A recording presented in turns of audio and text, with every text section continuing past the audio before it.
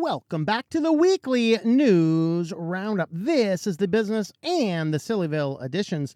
These are recorded live Fridays, new time, 8 p.m. Eastern Standard Time. If you want to catch the show live, join us on over there at that time, and we will see you guys then. Well, let's go ahead and get jumping on into the news. First up, Neuralink receives its FDA clearance to begin human trials of its brain-computer interface. So Elon Musk, of course, is one of the ones that was sitting there going, hey, we really need to start cyborging ourselves. Yeah, this is just the first step. We got to microchip ourselves. We got to put brain-computer interfaces implanted into our heads and just basically start doing a bunch of things. Now, of course, there's another company that just got one of these about a month ago reported on. That was BlackRock Neurological, I think it was called. So that's terrifying in and of itself. But here we have just Elon Musk jumping in with the latest and greatest. Hey, we're going to start embedding brain chips that can communicate between your brain waves and computers. This is, by the way, the company that I was thinking about when I wrote my book, Synaptergy, which is not our affiliate today because I just promoted it not too long ago, but I do have a science fiction novel on this general concept called Synaptergy, tlm.li/s or synaptergy.com. Next up, Tesla is cleared by the Highway Transportation Security Advisory. Is it advisory? What's that A stand for? Administration, I guess. To have in-car gaming features. Great. All we need. Of course, now the picture here is like Mario. Is that Mario Kart going with the guy's hands are on the wheel? No, you cannot play the games while it's driving, allegedly. I'm sure somebody will get their way around it. But basically, it's so that when you're stopped, you got to pick up your kids from school because, Lord forbid, they walk a little bit and burn off a few calories of the donuts that they ate for breakfast. Now you can sit in your game and instead of doing anything productive or, just sit in silence and think. No, now you can play Mario Kart while you wait for your kids. And then, of course, your kids are going to want to round, so you're never getting out of there, which is probably okay because you try and pick up your kids from school on a day after school or whatever else. You're not going anywhere that street anyway, the minute school lets out. Too much traffic. So you may as well sit in your Tesla and play Mario Kart for a while. I see nothing wrong with that. All right.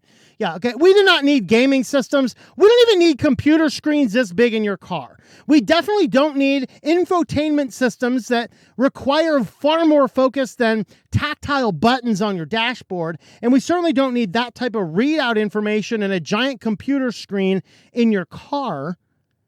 We certainly do not need to be playing video games and doing movies and stuff like that with it. So federal regulators have closed the investigation into Tesla for allowing in-game dash while vehicles were moving. They discovered games could be seen playing in the center console even when the vehicle was in motion. The investigation covered more than 580,000. Tesla shares were up 3% following news that it had closed its probe. Tesla disabled on-the-move passenger play feature. So you used to be able to, your passenger could play, but you couldn't. They disabled an over-the-air software update after discussing the matter with officials. However, NHTSA continued its investigation. At the time, they reiterated that the Vehicle Safety Act bars companies from selling cars that pose significant safety risks, including distracted drivers. What could be so wrong? Well, the driver's watching the passenger play, of course. So they said 97% of the vehicles have updated this. So apparently, one point in time, you could play Mario Kart while you're driving down the road. Think about it, is that Mario Kart Inception? Or is that vehicular inception? Is this some form of inception that you're playing playing a game about driving a car while you're driving a car down the interstate? Is that inception level? Or is that not inception? I don't know. Let me know in the comments. Is that inception? Yes or no? All right. So now a bunch of the AI guys are coming up and going, hey guys, now that we've completely unleashed AI in the world and we've done it in a haphazard manner, and Microsoft and Google are cramming AI as fast and as furious and with little regard, Microsoft even laying off its entire AI ethics team, cramming it into everything. Hey guys, I think AI should be a global priority as it possibly can lead to extinctions. So now, in addition to dealing with the doomsday clock about predicting nuclear war, and then the doomsday clock about the next Kufi is going to get us all. Now we have to deal with AI. Not to mention that volcano that's smothering down there near Mexico City right now that looks like it's getting angry, and it's one of them really big ones that's going to cause some serious consequential things. Okay, so liberals, you're going to have to start getting mad at Mother Earth for causing a volcano to erupt down there in Mexico, okay? Of course, it's all part of Biden's plan because you need sanctity now. I'm fleeing the volcano. Okay, we're going to stop on this trend. We're going dangerous spots really fast. All right, but the AI thinkers are now saying, hey, you know what? Risk of extinction by AI should be a global priority. Maybe you should have listened to all of us that were saying, hey, let's not go down this road right now. Oh, no, this is going to be amazing. This is going to be fine. And we're going to see some results of AI in SillyVille and in band news. It's going to be great. You're going to see how wonderful this is. In fact, I was playing around with an AI because there is now a flat pack that integrates with almost every online AI you can find, including ChatGPT if you want to. I tried to use it to ask it some things like, how would this be for marketing? Let's ask it a question. Write me a description for a book. I basically described the last book that I wrote. I said, write me a description of this book. The only thing it did is it went on and it summarized someone else's book. Yeah, AI is pointless, okay? AI is not pointless. It's not making stuff up. AI is an advanced search algorithm. That is it. And it's dumbing us down further because instead of the search engine giving us 10 results, that we have to use 3 or 4 conscious brain cells rubbing together to sort out what is good and what is bad, we accept as gospel truth the one result it actually gives us. Idiocracy, here we come. So now all this is unleashed on the world, and you can't really put this genie back in the box. Now they're coming out and saying, hey, AI might lead to extinction. We should add this to the list of global priorities. Yeah. Someone was saying that a while ago, and I don't want to point any fingers, but, A group of leading technology experts around the world have warned that artificial intelligence technology could be considered a societal risk and prioritized in the same class as pandemics and nuclear wars. Statement signed by hundreds of executives and academics was released by Center for AI Safety on Tuesday amid growing concerns of the regulation and the risks technology posed to humanity. You see, if you watch science fiction, and this is the argument for watching science fiction. Now, I do realize some people watch science fiction and think it's a manual for the future. Don't do that. Look at AI. Can anyone point to a scenario where AI saved the planet in any science fiction story? No. We got Terminator. The AI goes conscious and kills us all. We got Matrix. The AI goes conscious and enslaves us all. We got iRobot. The AI goes conscious and imprisons us all. We are imprisoned, enslaved, or destroyed. Okay? That is how AI ends. I'm glad people have finally gotten the point now that it's too late to stop. And HP's going crazy again. In this case, some industry groups are saying that the eco labels, since of course we know that the worst thing you could possibly do to somebody is call them a transphobe, homophobe, or Islamophobe. That was actually in the playbook for an Islamic person on a school board. I forget what state it was in. When people question why is there a serious Islamic base on this American history textbook where Islam had very little to do with American history, and Christianity was downplayed, and they said, well, if you just simply disagree, I'm simply going to take out a campaign against you and simply call you Islamophobic, homophobic, and transphobic. Okay, great.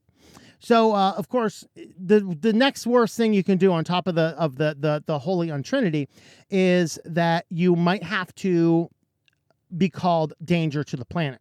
And so industry standards, they realize they're not going to go against HP for their standards. So what they're doing is they are pushing the eco standards to remove the eco label from HP so that they are now officially declared as not safe for the environment.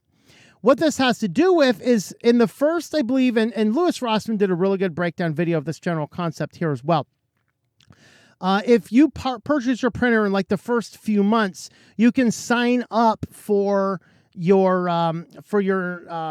HP ink plan, right? Which gives you basically, it gives you a certain number of prints at a deep discount, but it locks your printer forever from being able to use any third-party ink.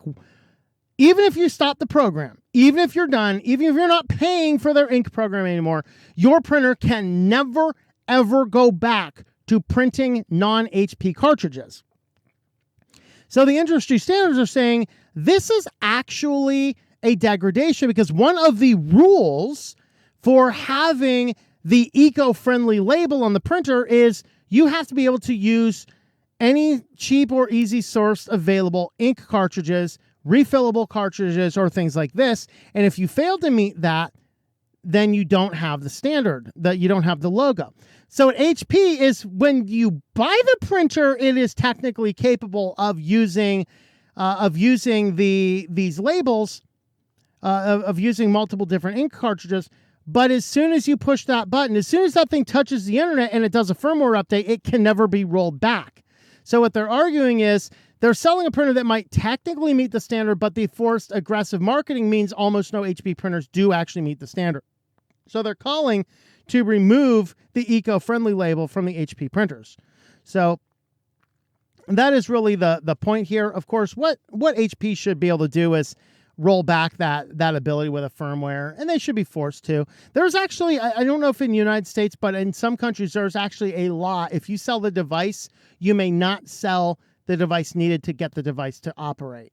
So like for a good example, I have right down here, I have a food sealer. If you live van life, this is like the best thing you can possibly get. Saves a ton on your food costs. So I have this food sealer, and this uses food seal bags. Well, if I buy the actual Food Saver brand bags, they cost a boatload of money. They're expensive. But I can go to Amazon and I can buy any possible third-party ones out there, and they cost like, an eighth of the cost but I can spend the same amount of money on Amazon and get 200 bags for the same amount I can get 30 bags for at Walmart. But they're not Food Saver brand, but what does it matter? They're simply vacuum seal bags. So there's laws in some countries, and I don't know if the United States is one of them, that says that you have to be able to have third party, but I don't know. No one really cares anymore. And on to our last article here. LBRY says that the company has officially been killed by legal and SEC debts. So this goes back to LBRY, of course. If you're watching on Odyssey, LBRY is the backbone infrastructure of Odyssey. So this raises some questions and concerns. No word yet on if this is seriously going to impact how Odyssey works or not. But what this is boiling down to here is the SEC says that the way they did their original round of funding is selling these LBRY coins, of which I've been tipped 0.1 of them on the Odyssey chat here, or the Odyssey live stream. And so what's going on here is they said, well, this was a security. And the argument was, if this is a security, every type of crypto is a security. And SEC's going, yeah, kind of, because we want the ability to shut you down. Because, of course, Odyssey is a free speech alternative to the big tech-friendly partners that are paying millions and millions of dollars of lobbying funds to geriatrics divisions in Washington, D.C. And as a result of that, they get a few special favors kicked to them here and there. And getting rid of a free speech alternative to the tubies is certainly a thing. Now, where I think Odyssey is probably safe, because LBRY and Odyssey are technically different companies utilizing a similar infrastructure, and it's LBRY that was tied to that. And so they just close down and carry on with Odyssey. So that's the best case scenario for what goes on. Basically, SEC fought them and just played the old, we have more money than you do because we have an unlimited budget, and you have to live on a budget. And neener. You're not allowed to sell anything or raise any more money. Neener. And that's what they do. And so LBRY just came out and said, yep, SEC just killed us. No more LBRY. So there you have it. So hopefully nothing horribly bad happens with Odyssey or anybody else using crypto as alternatives and such like that. So with that, Let me know your thoughts about that. Do you use LBRY/Odyssey? If not, do you want to? You should. So far, it's pretty good, working pretty well for me. We are streaming over there right now as I record this, and we have 25 watching over on that stream, and that's actually more than we have over on YouTube right now, and just a little bit less than we have on Rumble right now. So have a look over there. Of course, Odyssey, which is closely connected to it, and you can see what they are all about. But LBRY itself is going belly up. It is on its deathbed, and we'll place our bets now. What lives longer? The Feinstein or LBRY? Place your bets in the comments below. If you want to help support the channel, we do use affiliates. So today we are highlighting Linode, or is that Akamai? I don't know anymore. I'm just keeping this branding until I have time to change it. So you can use my affiliate code here, tlm.li/Linode. I'll give you $100 in credit, good for up to 60 days. They've actually taken my 60-day limit off of here. I wonder if that's still good for 60 days. It used to say 60 days down here in the small print, and it doesn't say that anymore. It just says $100 credit. So who knows how long that lasts? I don't know. In theory, 60 days. But let me know. Of course, you can use Linode for all sorts of cloud hosting type stuff, whether you're hosting client websites, your own websites, your own Jitsi server. I'm hosting my restreaming server over there, VPNs, Jellyfins, all sorts of fun stuff you can do over there on Linode, tlm.li/Linode. With that, let's head on over to your favorite place and mine. Of course, we're talking about SillyVille. First up, Taylor Swift. Now, when in the world did Taylor Swift get so popular as to be like, people are paying life savings to get a concert ticket, and now fans are coming out and saying, we are going to the concert wearing adult diapers so we don't have to miss a second of the show. When your priority is to go hear a lady sing songs that you've heard 1,000 times before, and you are so concerned to miss her saying a song that you've heard 1,000 times before, that you put on a diaper, and you have to pee and poop into a diaper to not miss a second of the show, you have mental problems. Please go find a psychologist or a psychiatrist and get yourself some help. Because wearing adult diapers to a Taylor Swift concert, I hope I'm not the one standing behind you in that concert. What's that smell? Pardon me, I didn't want to miss the show. I let a deuce in my diaper.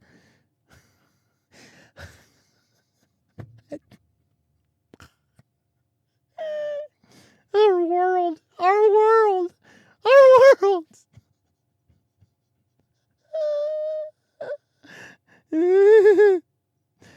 Yeah, this is me. What? When did Taylor Swift get this popular? How did this happen? How did she rise to ultra mega stardom that you won't even go to the bathroom when she's singing? I'm done. All right, a couple car programs here. I pass these over to our friends at Fresh Vintage, see if they want to comment on these over here. So this is a new rule being proposed that if it is passed, every United States light vehicle, which is vehicles with a gross weight rating 10,000 pounds or less, are going to be required to have automatic braking technologies, even to the point where if the car doesn't think you're braking fast enough, the car's going to brake more. Like, sensors go bad in these things. A lot of these auto braking cars suddenly slam on their brakes for no reason under the sun at all.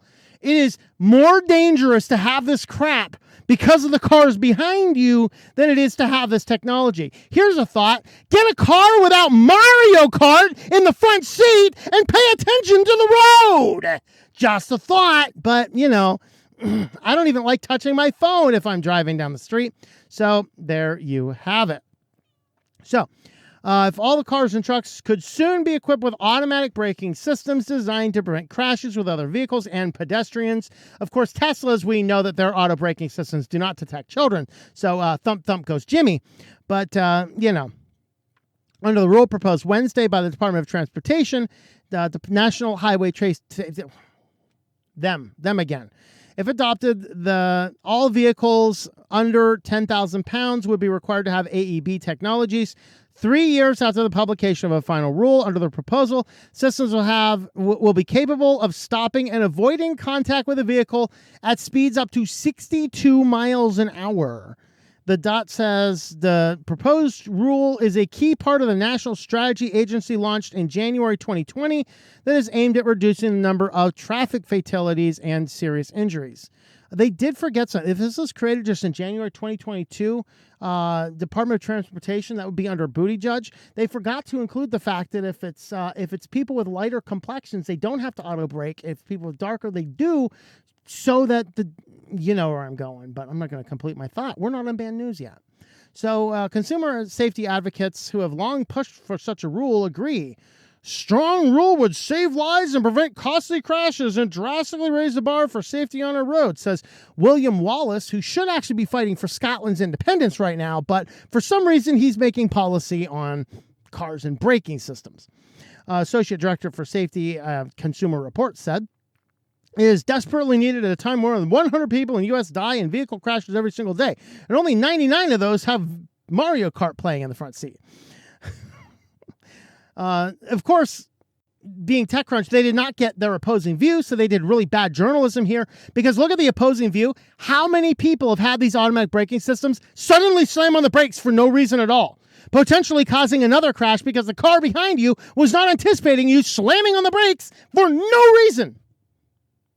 Yeah, we do not need to let that rule pass, but how our current government's working, good luck, guys. We're all going to be in self-driving cars that automatically drive us to the police station when they so desire soon. And also, the Ford has to recall 176,000 Broncos because the government is worried people might be discouraged by the seatbelts. Yeah, so we all know how much the Biden administration likes to kick the company when they're down, so it should come to no surprise that the National Highway Traffic and Safety Administration has made Ford recall a whole ton of vehicles, 176,021 through 23 Broncos. You might imagine the recall would mean a customer or two found something dangerously wrong with the vehicles, but there were no customers involved in the recall. And for that matter, there were no danger involved in the recall either. They simply thought people might get discouraged using the seatbelts. They said the customer may experience some dissatisfaction or be discouraged if they are unable to easily access the seatbelt. What could be so bad to send the drivers of the nation in such pits of depression? The NHTSA thought that the reaching the seatbelt latch required too much effort. The solution, a barrelette clip on the belt. So he said it was too hard to reach that clip. It's too hard to reach it. I need it. I want to strain myself. Who was testing your vehicle? Lizzo? I mean, yeah. So there we have it. We are wasting government resources, forcing Ford to recall 176,000 cars because some people might have to reach a little harder to undo a seatbelt buckle. Great. Fresh Vintage, are you here? What do you think about that? You guys remember those automatic seatbelt things? Before the shoulder straps were popular things, you'd have your cars that had the shoulder strap that would automatically go. They're sitting over here, and then they'd get stuck, and you'd have to wiggle your way around them, or you just unbuckle them and leave them down because they stopped working. I had one of those. I had an old Dodge Shadow with one of those in it once.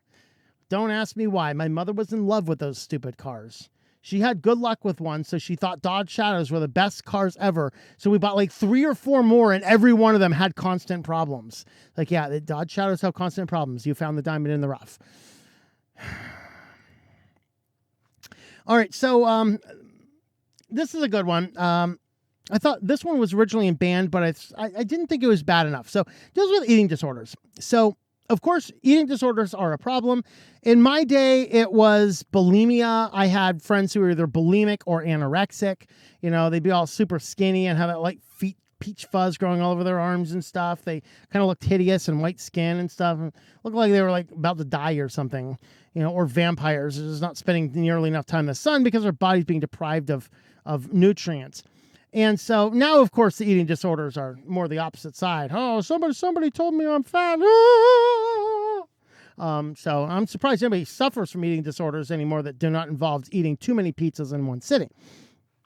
But nevertheless, the National Eating, oh man, they're locking this article down. This article was too great. Oh yeah, hold on. I'll just do it later. There you go. I forgot. The Guardian just allows you to click the I'll do it later button. So the National Eating Disorder Association had an artificial intelligence bot called Tessa. So Tessa was apparently providing harmful advice because, like I said, AI doesn't actually do anything good. It just finds stuff on the internet. So there's a few things going on. The first is members of NADA formed a union, and then they were all fired for forming a union, but not really for forming a union. They had other disciplinary actions, just these 4. Disciplinary action, we started a union. We're just going to call it something different because it's illegal to fire you for starting a union, but whatever. Strong union partnership. That's what this administration said. We're just going to fire all your people. All right. So they deployed Tessa to take up the load. So they're like, oh, look at this. Tessa can take the load of all these people at the same time. So the Tessa, which NADA claims was never meant to replace helpline workers, almost immediately ran into problems. On Monday, activist Sharon Maxwell posted on Instagram that Tesla offered her healthy eating tips and advice on how to lose weight. The chatbot recommended a calorie deficit of 500 to 1,000 calories a day and weekly weighing and measuring to track weight. Okay, guys, let me be clear. Any diet under 1,500 calories is a no-go, period. Anything under, I think for women, smaller women, you can go down as low as 1,800 safely. Men, you can go down as low as 2,000 safely. Anything less than that, talk to your doctor or whatever else. But the last thing you tell any eating disorder person is to weekly measure your weight. I know that's what they do on The Biggest Losers and on, what was the other health fitness one, Extreme Makeover Weight Loss Edition. I know that's what they were doing there.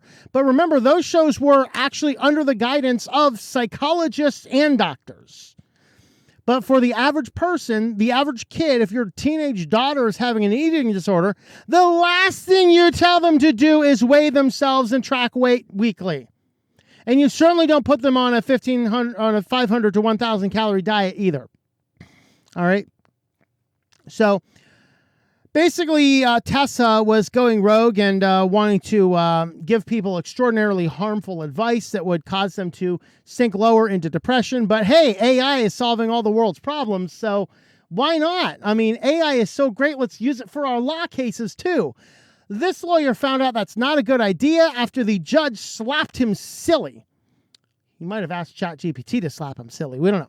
A lawyer faces sanctions after he used ChatGPT to write a brief. Of course, if you remember, ChatGPT likes making stuff up in the absence of truth it would like to convey. So Stephen Schwartz was, quote, unaware of the possibility that ChatGPT's contents could be false. So he has a court case due. He goofs around maybe too much, decides, hey, I'll get this thing done with ChatGPT. So he throws his stuff into the ChatGPT, and it gave him a lot of information, and then it gave him all of these. You can see them good enough here. It gave him all these sources. The problem is these sources don't exist. Just like it said that who was it? Turley, I think, was accused of inappropriate conduct with one of his students on an Alaskan trip. He's like, I've never been to Alaska with any of my students. I've never had any complaints against me, blah, blah, blah. Of course, AI just wanted to have a story and simply made it all up. And that's what ChatGPT did for this guy here. So the document said more than half a dozen court decisions, including Varghese versus South China Airlines, Martinez versus Delta Airlines, Miller versus United Airlines. Unfortunately for everyone involved, no one who read the brief could find any of the court decisions cited by the lawyers. Why? Because ChatGPT fabricated all of them. So in an affidavit filed on Thursday, Schwartz said that he had used ChatGPT to supplement his research for the case. Schwartz wrote that he was unaware of the possibility that ChatGPT's contents could be false. And this is why we need to consider AI as an extinction-level software. All right, so he even shared screenshots showing when he had asked ChatGPT, if the cases said were real, the program responded that they were, claiming the decisions could be found in reputable legal databases, including Westlaw and LexisNexis. He said he greatly regrets using ChatGPT and will never do so in the future without absolute verification of its authenticity. Whether he has another chance to write a legal brief is up in the air. The judge overseeing the case has ordered the June 8th hearing to discuss the potential sanctions for the unprecedented circumstance created by the Schwartz actions. All we can say about this guy is the Schwartz is not with him, okay? So if you want to help support the channel, we do have a locals community. We are over there on switchedtolinux.locals.com. You can join us on over there if you want to help support the channel. With that, guys, thank you for watching. We will see you next time. Thank you for watching this video from Switched to Linux. This channel would not be possible without the backing of the program supporters scrolling on the screen now. You can be a supporter at Patreon at patreon.com/TOMM. or at thinklifemedia.com. I also want to thank the open source community who creates such excellent software that makes producing this show possible. Please remember to support your software communities. Thank you, and I hope that you enjoy switching to Linux.